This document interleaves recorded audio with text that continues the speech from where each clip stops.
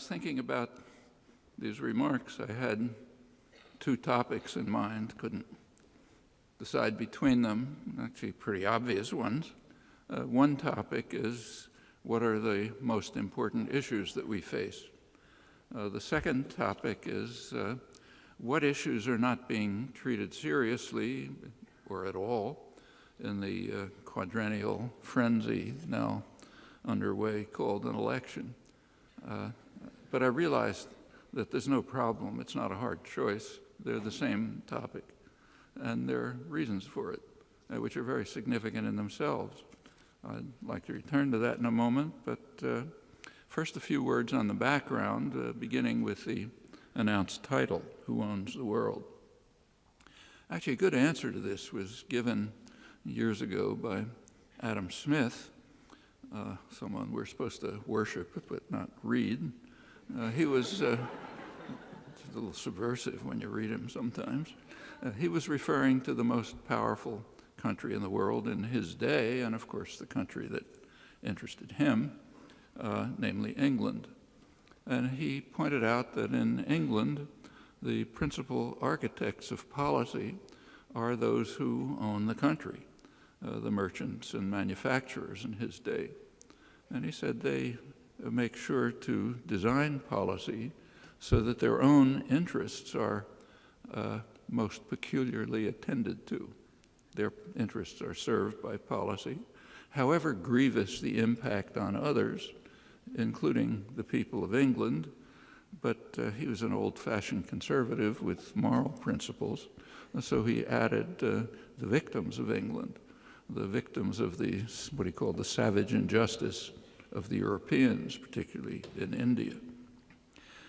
Well, he had no illusions about the owners. So to quote him again, all for ourselves and nothing for other people seems in every age of the world to have been the vile maxim of the masters of mankind. It was true then, it's true now. Britain kept its position as the dominant world power well into the 20th century, despite steady decline.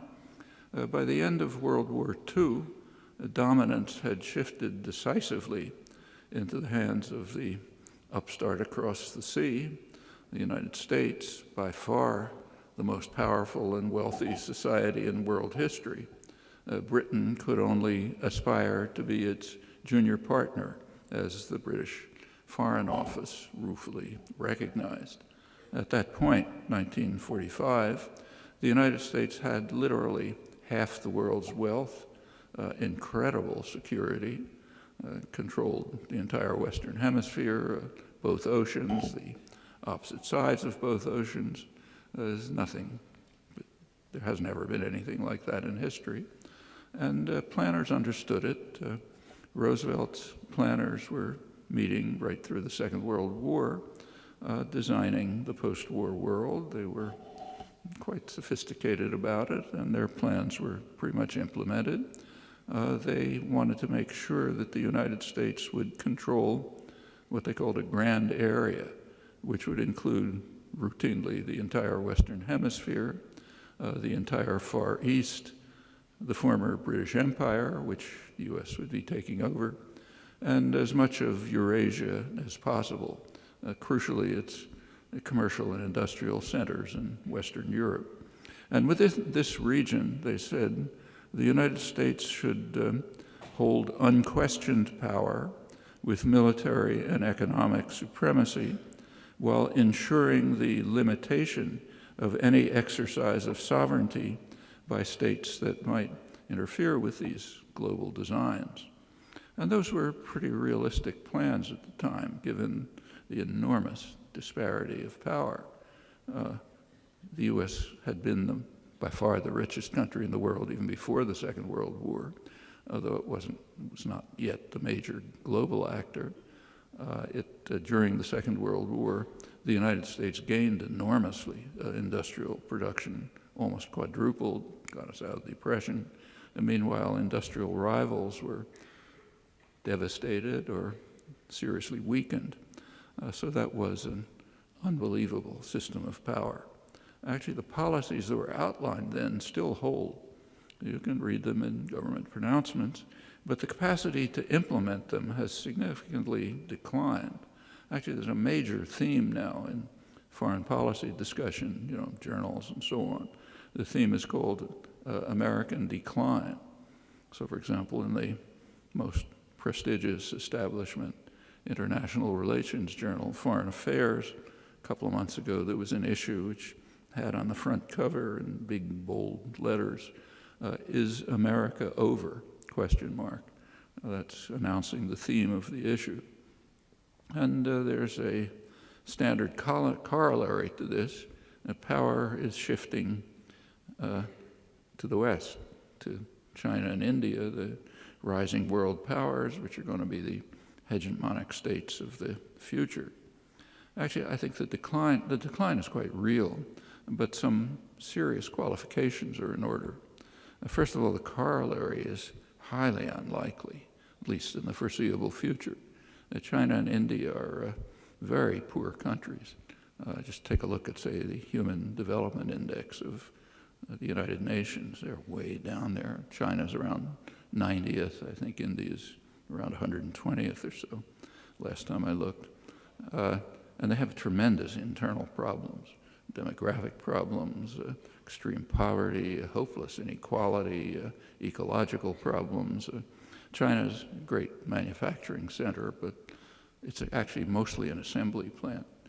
So it assembles parts and components, high technology that comes from the surrounding more advanced industrial centers, Japan, Taiwan, South Korea, Singapore, the United States, Europe, and basically assembles them. So if, say, you buy one of these things, an iPad from China, it's called an export from China, but the parts and components and technology come from outside. And the value added in China is minuscule. It's been calculated. They'll move up the technology ladder, but it's a hard climb. India even harder. So I think one should be skeptical about the corollary. But there's another qualification that's more serious. The decline is real, but it's not new. It's been going on since 1945. In fact, it happened very quickly. In the late 1940s, there's an event that's known here as the loss of China. China became independent. That's a loss of a huge piece of the grand area of Asia. And it became a major issue in American domestic policy. Who's responsible for the loss of China? A lot of recriminations and so on. Actually, the phrase is kind of interesting. Like, I can't lose your computer, right? Because I don't own it. I can lose my computer. Well, the phrase loss of China kind of presupposes a deeply held principle of kind of American elite consciousness. We own the world. And if some piece of it becomes independent, we've lost it. And that's a terrible loss. We got to do something about it. It's never questioned, which is interesting in itself. Well, right about the same time, around 1950, concerns developed about the loss of Southeast Asia. And that's what led the United States into the Indochina Wars, the worst atrocities of the post-war period. Partly lost, partly not. A very significant event in modern history was in 1965, when in Indonesia, which was the main concern, that's the country of Southeast Asia with most of the wealth and resources. There was a military coup in Indonesia. Suharto coup. It led to an extraordinary massacre, what the New York Times called a staggering mass slaughter.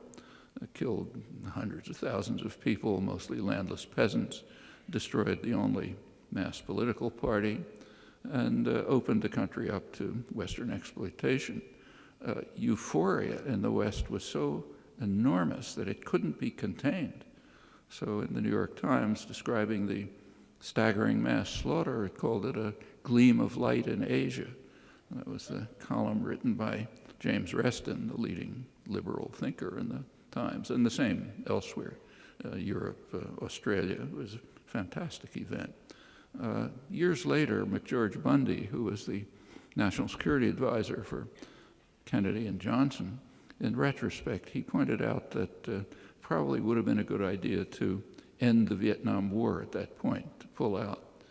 Contrary to a lot of illusions, the Vietnam War was fought primarily to ensure that an independent Vietnam would not develop successfully and become a model for other countries in the region. Would not, to borrow Henry Kissinger's terminology, speaking about Chile, we have to prevent it, what he called the virus of independent development from spreading contagion elsewhere. That's a critical part of American foreign policy since the Second World War, Britain, France, others to a lesser degree. And by 1965, that was over. South Vietnam was virtually destroyed. The war had spread to the rest of Indochina. It wasn't going to be a model for anyone. And the contagion was contained. The Suharto regime made sure that Indonesia wouldn't be infected, and pretty soon the U.S. had dictatorships in every country of the region. Marcos in the Philippines, a dictatorship in Thailand, Chun in South Park in South Korea. It was no problem about the infection. So that would have been a good time to end the Vietnam War, he felt. Well, that's Southeast Asia. But the decline continues. In the last 10 years, there's been a very important event, the loss of South America. For the first time in 500 years, since the conquistadors, the South American countries have begun to move towards independence and a degree of integration.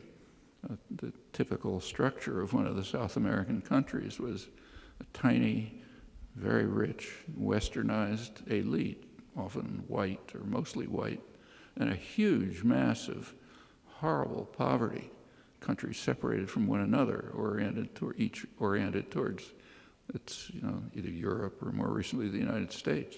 Last 10 years, that's been overcome significantly, beginning to integrate, the prerequisite for independence, even beginning to face some of their horrendous internal problems.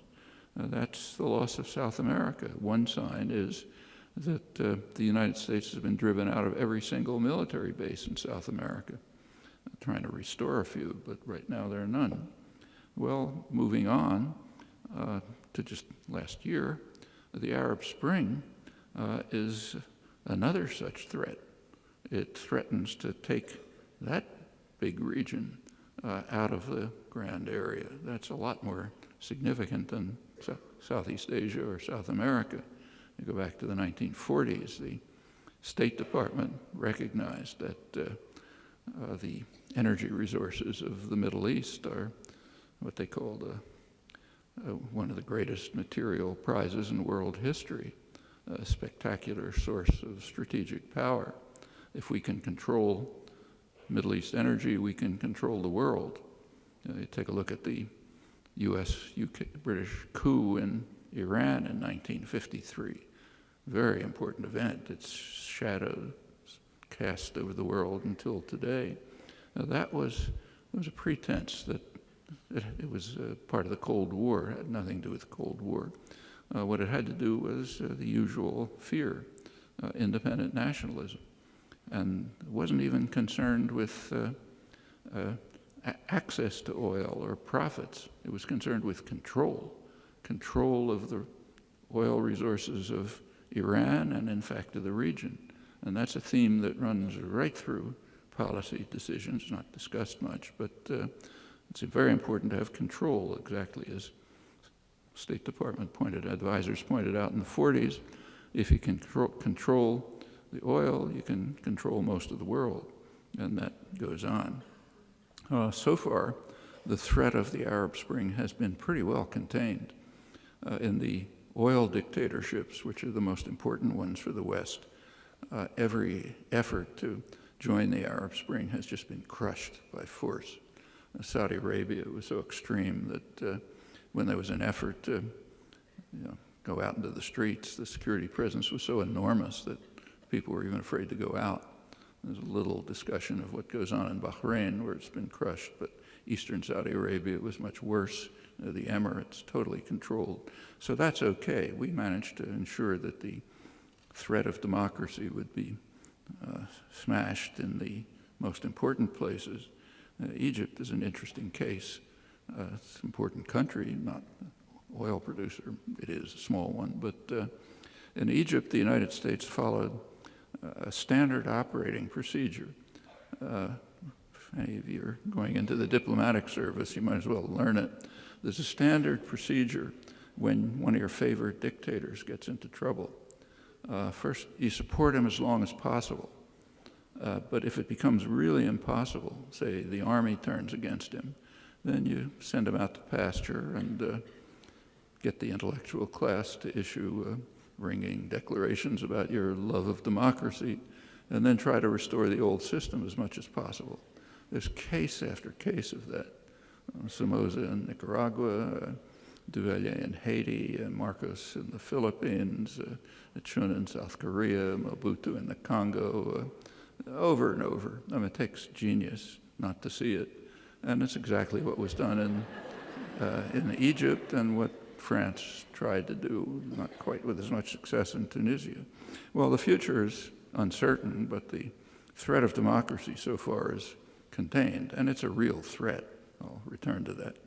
It's also important to recognize that the decline over the past 50 years is, to a significant extent, self-inflicted, particularly since the 70s. I'll come back to that too. But first, let me say a couple of things about the issues that are most important today and that are being ignored or not dealt with seriously in the electoral campaigns for good reasons. So let me start with the most important issues. There are two of these. They're of overwhelming significance because the fate of the species depends on them. One is environmental disaster, the other is nuclear war. I'm not going to take much time reviewing the threats of environmental disaster. Actually, they're on the front pages almost daily. So, for example, last week, the New York Times had a front page story with the headline, "Ending its Summer Melt. Arctic sea ice sets a new low." That leads to warnings. The melting this summer was far faster than was predicted by the sophisticated computer models and the most recent United Nations report. It's now predicted that the summer ice might be gone by 2020. It was assumed before that it may be 2050. They quoted scientists who said, "This is a prime example of the built-in conservatism of our climate forecasts. As dire the warnings are about the long-term consequences of heat-trapping emissions, many of us fear that they may still be underestimating the speed and severity of the impending changes." Actually, there's a climate change study program at MIT where I am. They've been warning about this for years and repeatedly have been proven right. The Times report discusses briefly the severe impact of all of this on the global climate, and it adds, but governments have not responded to the change with any greater urgency about limiting greenhouse emissions. To the contrary, their main response has been to plan for exploitation of newly accessible minerals in the Arctic, including drilling for more oil. That is, to accelerate the catastrophe. That's quite interesting. It demonstrates an extraordinary willingness to sacrifice the lives of our children and grandchildren for short-term gain, or perhaps an equally remarkable willingness to shut our eyes so as not to see impending peril. Those things you sometimes find with young infants. Something looks dangerous. Close my eyes and won't look at it. Well, there is another possibility. I mean, maybe humans are somehow trying to fulfill a prediction of great American biologist who died recently, Ernst Mayr. He argued years ago that intelligence seems to be a lethal mutation. And he had some pretty good evidence. There's a notion of biological success, which is how many of you are there around? You know, that's biological success. And he pointed out that if you look at the tens of billions of species in world history, the ones that are very successful are the ones that mutate very quickly, like bacteria, or the ones that have a fixed ecological niche, like beetles. They seem to make out fine. But as you move up the scale of what we call intelligence, success declines steadily. When you get up to mammals, it's very low. There are very few of them around. And there's a lot of cows. It's only because we domesticate them. When you get to humans, it's the same. Till very recently, much too recent a time to show up in any evolutionary accounting, humans were very scattered. There were plenty of other hominids, but they disappeared, probably because humans exterminated them, but nobody knows for sure. Anyhow, maybe we're trying to show that humans just fit into the general pattern. We can exterminate ourselves too, the rest of the world with us, and we're hell-bent on it right now. Well, let's turn to the elections. Both political parties demand that we make the problem worse. In 2008, both party platforms devoted some space to how the government should address climate change. Today, in the Republican platform, the issues essentially disappeared. But the platform does demand that Congress take quick action to prevent the Environmental Protection Agency from regulating greenhouse gases. So let's make sure to make it worse. And it also demands that we open Alaska's Arctic refuge to drilling, I'm quoting now, in order to take advantage of all of our American God-given resources. You can't disobey God, after all. On environmental policy, the program says we must restore scientific integrity to our public research institutions and remove political incentives from publicly funded research. All of that's a code word for climate science. Stop funding climate science. Romney himself says there's no scientific consensus, so we should support more debate and investigation within the scientific community, but no action except to act to make the problems worse. Well, what about the Democrats? They concede that there's a problem and advocate that we should work toward an agreement to set emissions limits in unison with other emerging powers. But that's it, no action. And in fact, as Obama has emphasized, we have to work hard to gain what he calls 100 years of energy independence by exploiting domestic or Canadian resources by fracking and other elaborate technologies. It doesn't ask what the world will look like in 100 years. So there are differences. The differences are basically about how enthusiastically the lemmings should march towards the cliff. Let's turn to the second major issue, nuclear war. It's also on the front pages daily, but in a way that would seem outlandish to some independent observer viewing what's going on Earth, and in fact does seem outlandish to a considerable majority of the countries of the world. The current threat, not for the first time, is in the Middle East, focusing on Iran.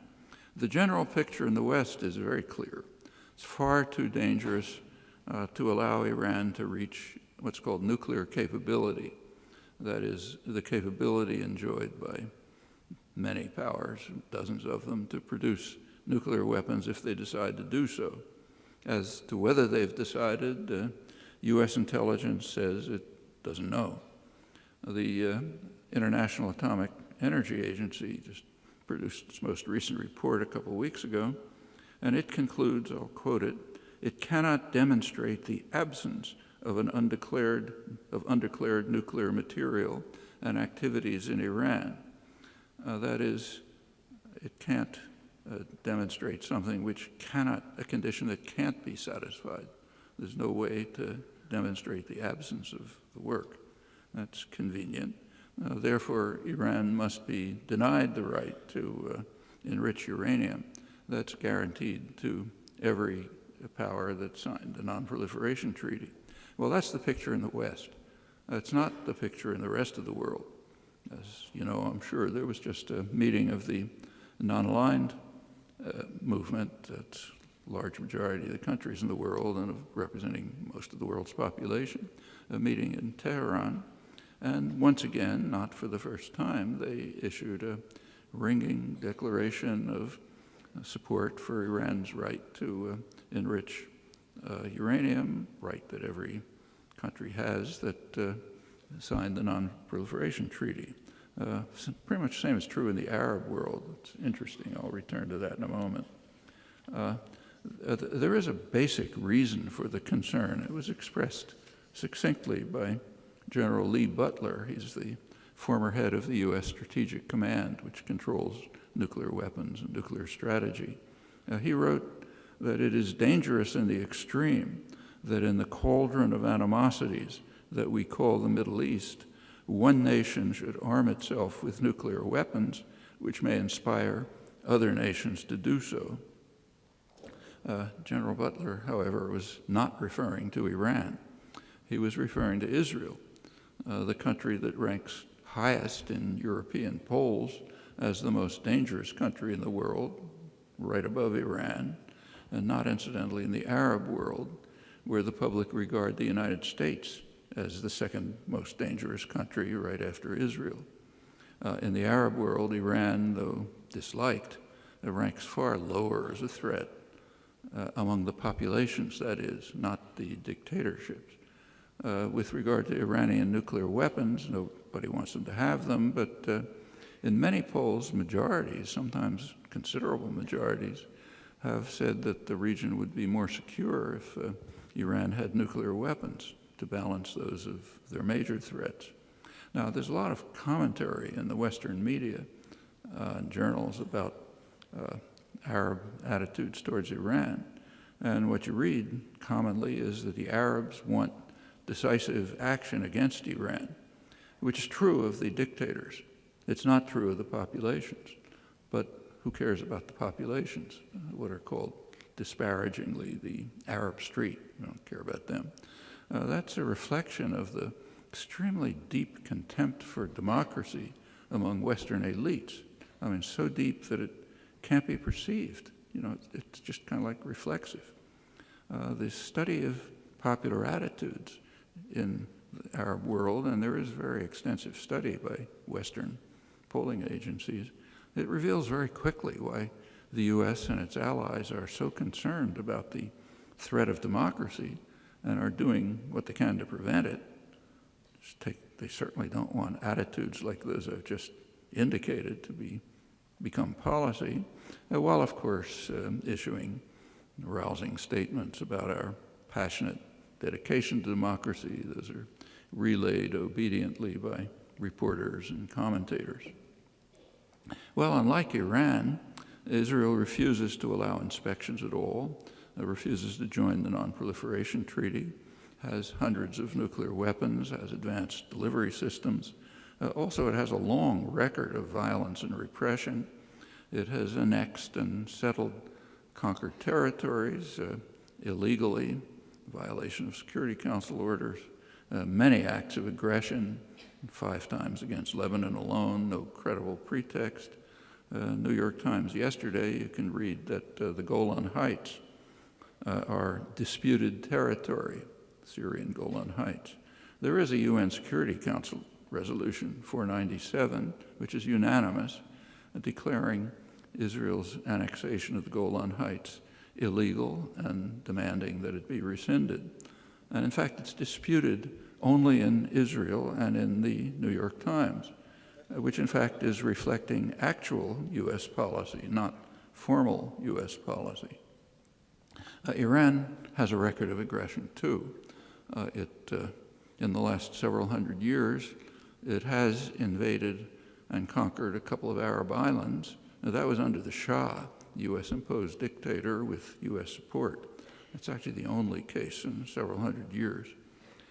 Meanwhile, the severe threats of attack continue. You've just been hearing them at the UN from the United States, but particularly Israel. There is a reaction to this at the highest level in the United States. Leon Panetta, Secretary of Defense, he said that we don't want to attack Iran. We hope that Israel won't attack Iran, but Israel's a sovereign country and they have to make their own decisions about what they'll do. You might ask what the reaction would be if you reverse the cast of characters. And those of you who have antiquarian interests might remember that there's a document called the United Nations Charter, the foundation of modern international law, which bars the threat or use of force in international affairs. There are two rogue states, United States and Israel, which regard the Charter and international law as just a boring irrelevance, so do what they like, and that's accepted. Well, these are not just words. There is an ongoing war. It includes terrorism, assassination of nuclear scientists, includes economic war, U.S. threats, not international ones, U.S. threats have cut Iran out of the international financial system. Western military analysts identify what they call weapons of finance as acts of war that justify violent response when they're directed against us, that is.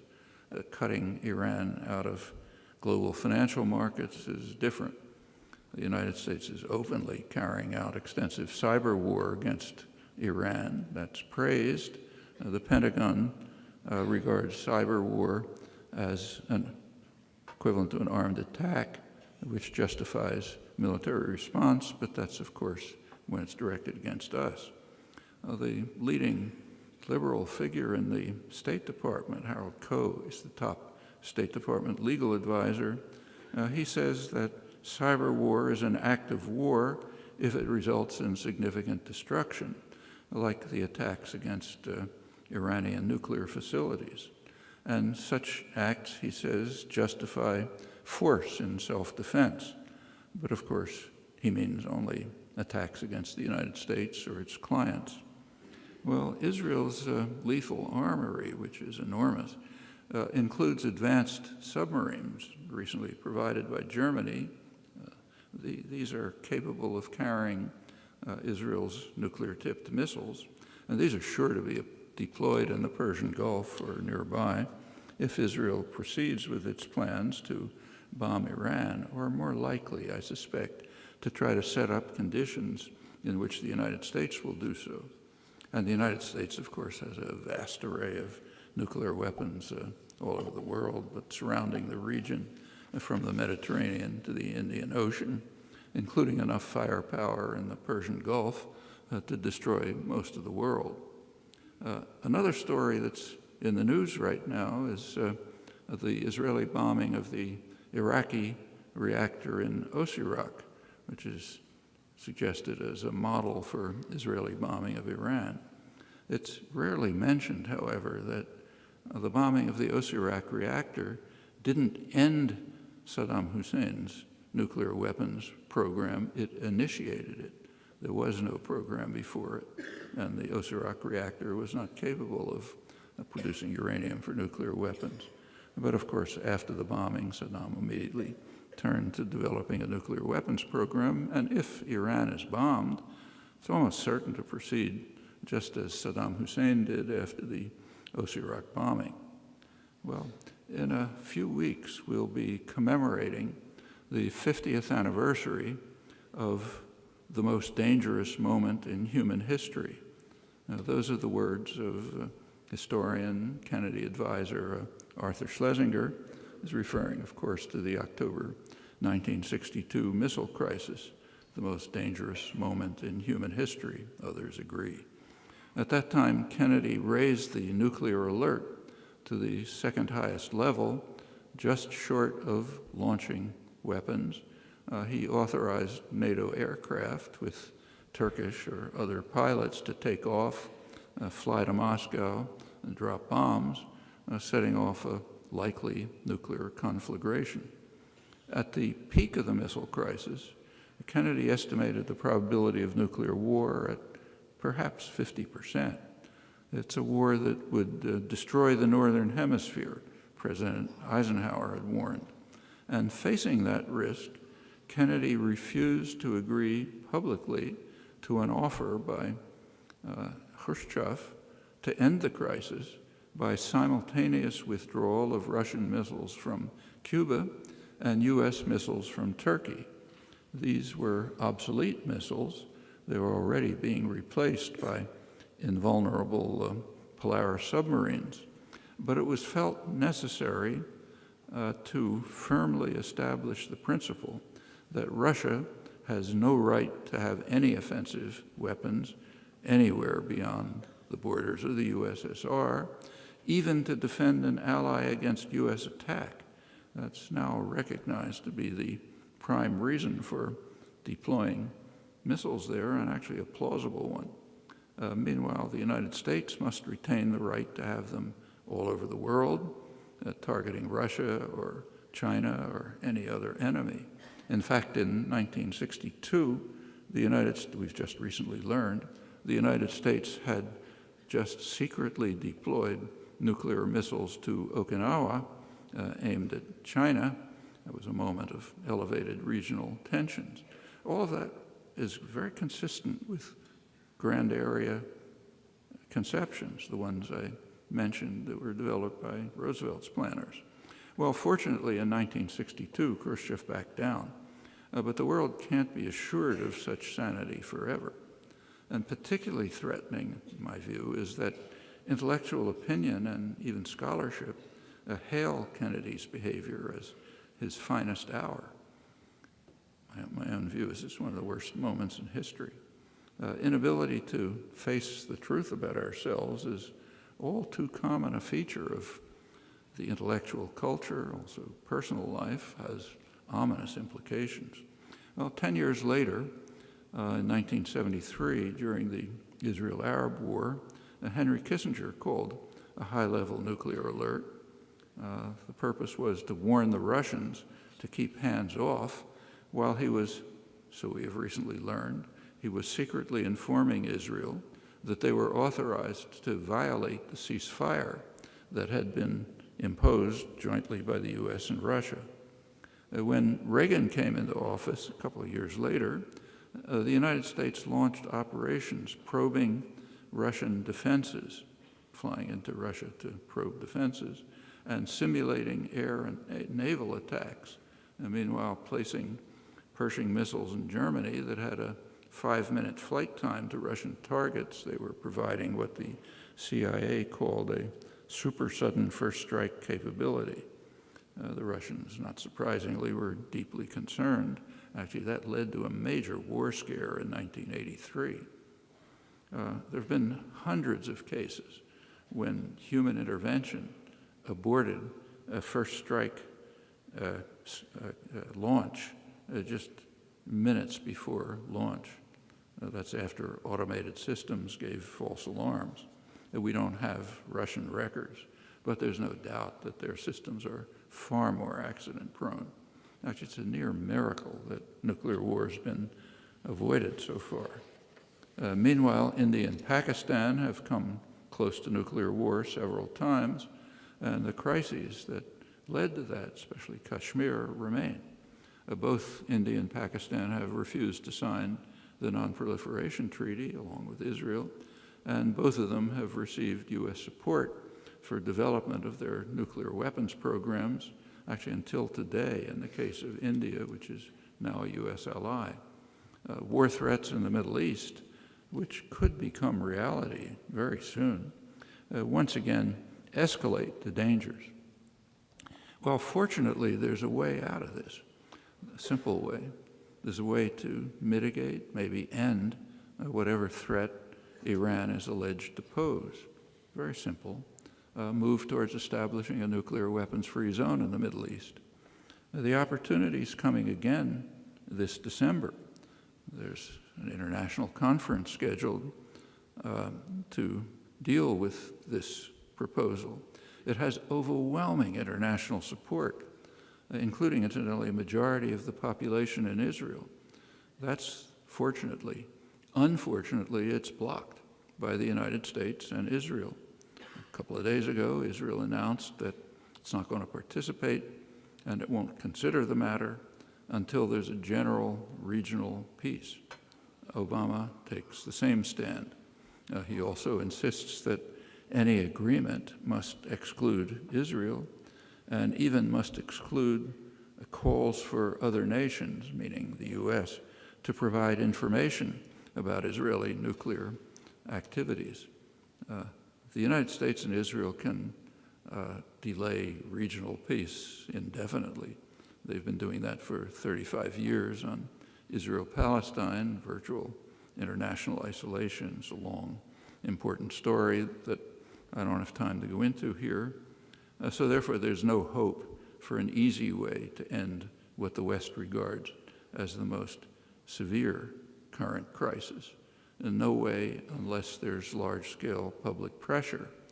But there can't be large-scale public pressure unless people at least know about it.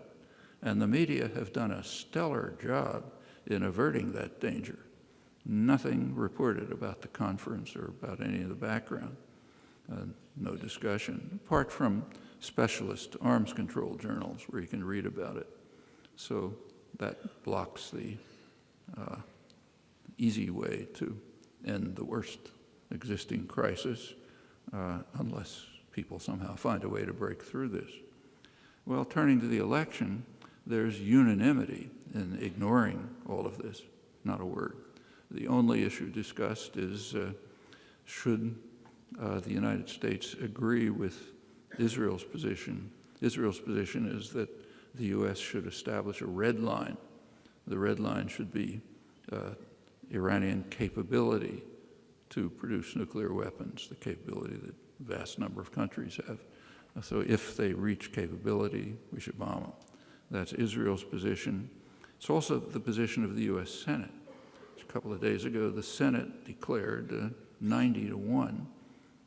The one exception was Ron Paul, 90-1 that the United States must accept Israel's position, establish a red line at capability, contrary to the White House. Well, that's the most important international issues. There are also quite crucial domestic issues. The most serious is that there are roughly 23 million people unemployed or underemployed or just given up. Now, that's a real catastrophe for the people themselves. You know, their lives are destroyed, their families are destroyed, and for the economy, huge resources not being used. Now, that does enter the elections. The Republicans have an answer to this. Now, we should enrich the rich. You don't use the word rich anymore. There's a euphemism. They're called the job creators. They don't create any jobs, but that's the way you refer to the rich. Sometimes they're called the makers, not the takers. So who are the takers? Well, that's easy. The big banks, for example, are enormous takers. They get $30 billion a year from just the government insurance policy alone, too big to fail policy. Some estimated at about $60 billion. The super rich are incredible takers. So you take a look just at tax breaks. Tax breaks amount to more than 7% of GDP, gross domestic product. That's 2/5 as large as the entire federal government. The tax breaks are overwhelmingly regressive, favoring the rich. And how do they achieve that nice outcome? By lobbying heavily and systematically contributing to political campaigns. I'm quoting that radical rag, Foreign Affairs. There are many other regressive devices, patent laws designed to radically increase the price of drugs and others, research and development, procurement, all techniques for enriching the private sector. Particularly significant since the 1970s, a big change in the way the economy works then, particularly significant since then are financial institutions. There is a role for banks in a state capitalist economy. So, for example, what a bank is supposed to do is take your deposit and decide to lend it to somebody who wants to do something with it, like, buy a car, or send the kids to college, or start a business, buy a house, whatever it might be. That's the function of banks. And it was pretty well filled that during the great growth period, what's sometimes called the golden age, the 50s and the 60s, enormous growth period, pretty egalitarian. That's pretty much what banks were doing. At that time, the New Deal legislation still prevailed, including a fair amount of regulation, so there were no financial crises. Since the 1970s, that's all changed. There's been a huge explosion of financial institutions, mostly dedicated to financial manipulations. Take a look at the business pages of the New York Times today. There's a big debate about whether there should be some regulation on super fast automated trading, where you can cut a trade by, a microsecond or something and maybe beat somebody else out, which is causing all kind of problems. And Europe and Australia and Canada are trying to clamp down on it. The United States is hanging back, but there's plenty of this. By 2007, financial institutions had literally reached 40% of corporate profits. Well, what's the impact of this on the economy? Actually, before the recent crash, there was very little study of it. The reason is there's a kind of a religious doctrine. The doctrine is markets know best, so it had to be beneficial. So if you're a well-trained economist, you just don't look at it. After the crash, there was a kind of a change of mood, somewhat. So prominent international economists wrote, I'm quoting, that an emerging consensus is developing among economists on the need for macro-prudential supervision of financial markets. There's growing recognition that our financial system is running a doomsday cycle. That whenever it fails, we rely on lax money and fiscal policies to bail it out. Now, this response teaches the financial sector a lesson. Take large gambles to get paid handsomely, and don't worry about the costs. They'll be paid by the taxpayers through bailouts and lost jobs. And the financial system is thus resurrected to gamble again and to fail again. So I'm quoting Barry Eichengreen and Simon Johnson. Economists among you will know that they're among the most respected financial and international economists. The system is a doom loop, in the words of the official of the Bank of England who's responsible for financial stability. After the crisis, a number of very prominent economists did start to write about it. There's an issue of the Journal of the American Academy of Arts and Sciences that had articles by Benjamin Friedman at Harvard, Robert Solow at MIT, he's Nobel laureate. They both pointed out that there hadn't been much in the way of study of the impact of financial institutions. They didn't say why, but the reason is the religion. And they said, said if you look at it carefully, it looks like they are imposing significant costs on the economy. The most respected financial commentator in the English-speaking world, Martin Wolf of the Financial Times, he went well beyond that. He said, the out-of-control financial sector is eating out the modern market economy from inside, just as the larva of the spider wasp eats out the host in which it's been laid. Banks, as presently constituted and managed, cannot be trusted to perform any publicly important function. Today's banks represent the incarnation of profit-seeking behavior taken to its logical limits, in which the only question asked by the senior staff is, what can they get away with? That's not a spokesperson for the Occupy movement. It's the most respected financial correspondent in the English-speaking world, quite conservative, Martin Wolf. Actually, there's a study by two leading economists, one a Nobel laureate, Paul Romer and George Akerlof, who found that the most lucrative strategy for executives at big banks would be to loot them, to pay themselves vast rewards, knowing full well that the government, meaning the taxpayer, will move in and save them from bankruptcy. That was 20 years ago. It's a lot worse today. There are some limited steps to try to deal with this, but they're being beaten back by armies of lobbyists. Well, that's the takers. What about the makers, working people? They're under constant attack. The fiscal policies and trade policies are designed to undermine manufacturing, to set workers in competition with each other around the world, with the poorest, to drive down wages, and meanwhile protect professionals. They're given all kinds of protections. They're not supposed to compete. Unions are under terrific attack. It's been going on since the 1940s, but in the last generation, it's been very harsh. Employers have been basically told that they can violate the laws at will, and of course they're following it. Clinton, that was Reagan. Clinton, which led to about a tripling of firing of organizers illegally. Clinton added his own method. It was called NAFTA. NAFTA gave opportunities for employers to threaten to move plants to Mexico in order to break strikes. That's illegal, of course, but when you have a criminal state, it's fine to act illegally.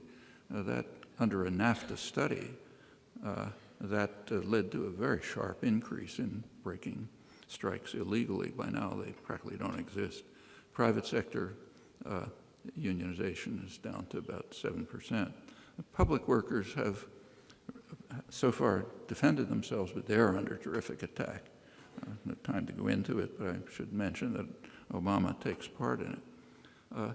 All of this has been accelerated under a strong right-wing backlash that took place, backlash against the 60s, that took place from the early 70s.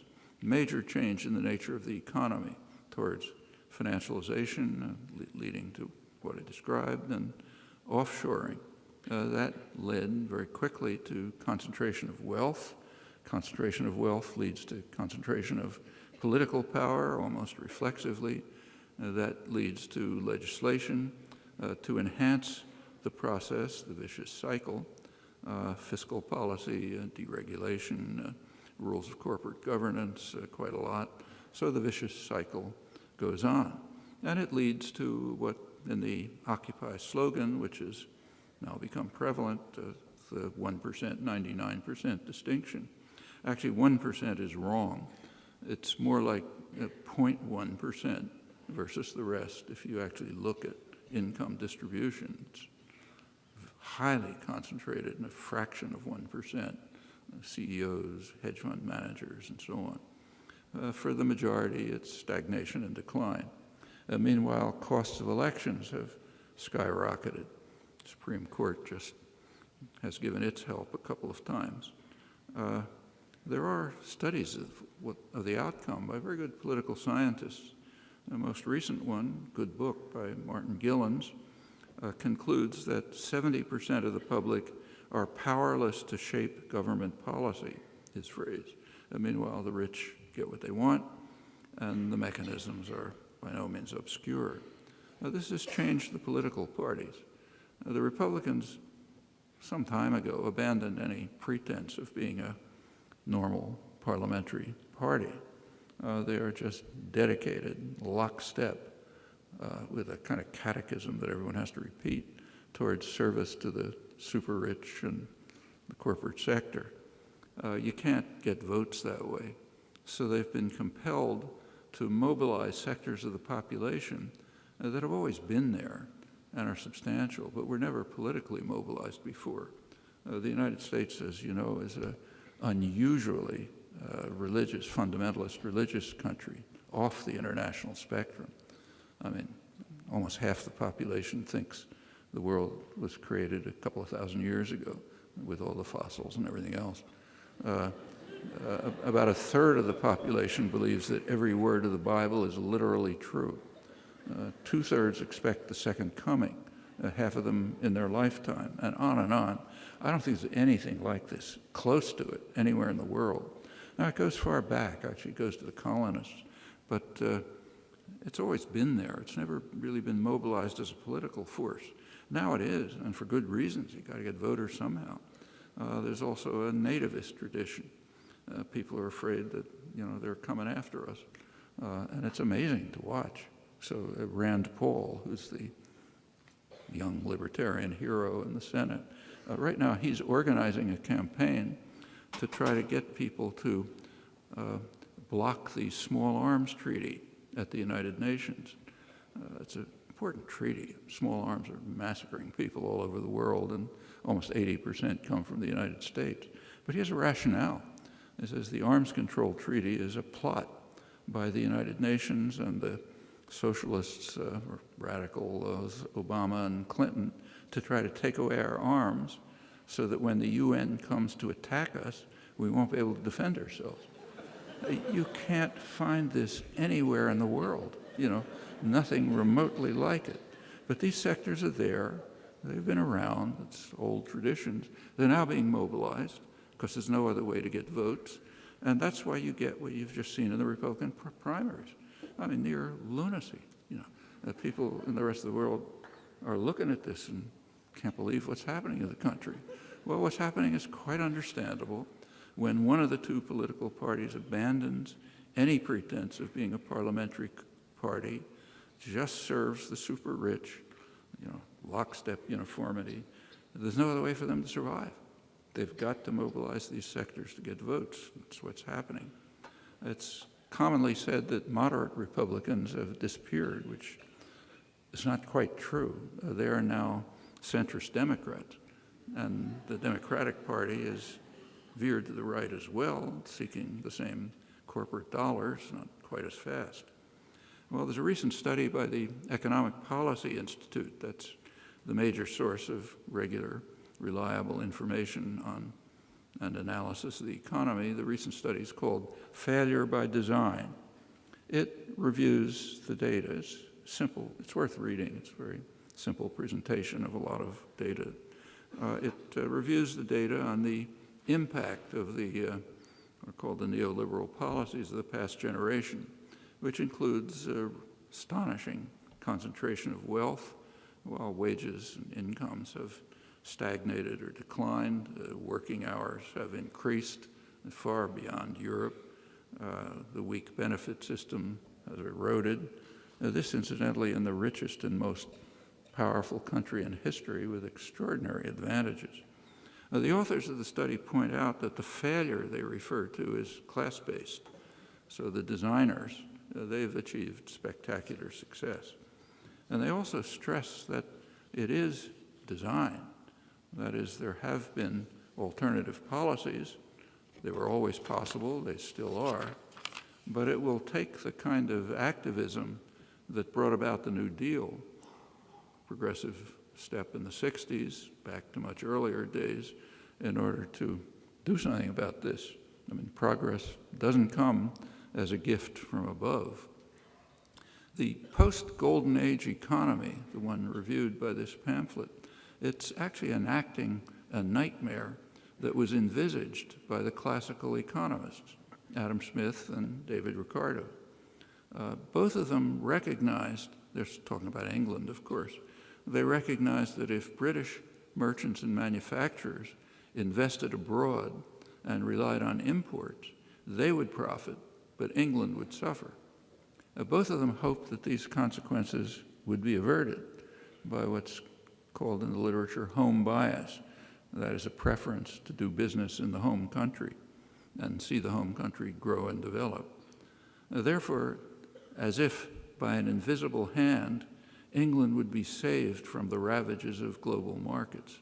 Actually, that's the one occurrence of the famous phrase, invisible hand, in Smith's classic Wealth of Nations.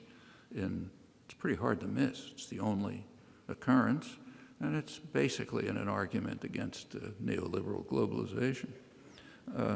David Ricardo, his successor, hoped that thanks to home bias, I'm quoting him now, most men of property would be satisfied with the low rate of profits in their own country rather than seek a more advantageous employment for their wealth in foreign nations, feelings that I would that I would be sorry to see weakened. Same point, essentially. Actually, that one was brought to light, I didn't know it before, in an important book on globalization that was produced here by the Political Economy Research Institute. In the past 30 years, Adam Smith's masters of mankind have abandoned sentimental concerns for the welfare of their own society, concentrating instead on short-term gain, huge bonuses, the country be damned, as long as the powerful nanny state remains intact to serve their interests.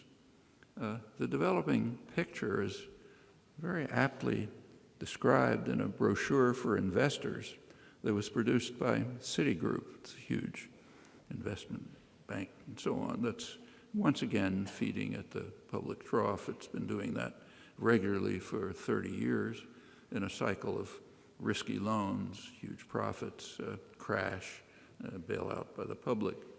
The bank's analysts, this is a brochure for investors, they describe a world that's dividing into two blocks, one of which they call the plutonomy. Then there's the rest, the vast majority. Now they're sometimes called the global precariat, those who are living a precarious existence, whether or not they're lucky enough to get employment. In the United States, they're subject to growing worker insecurity. That, if you didn't know, is the basis for a healthy economy. Federal Reserve Chair Alan Greenspan explained that to Congress while he was lauding his performance in economic management. Actually, that's the real shift in global society, and not to China and India, but to the global plutonomy. And the Citigroup analysts understand it. They advise investors to focus on the very rich, where the action is. They have something called a plutonomy stock basket, which is investments on things that the rich want. And they point out that it's far outperformed the world index of developed markets since 1985. That's when the Reagan-Thatcher economic programs of enriching the very rich and punishing the rest were taking off.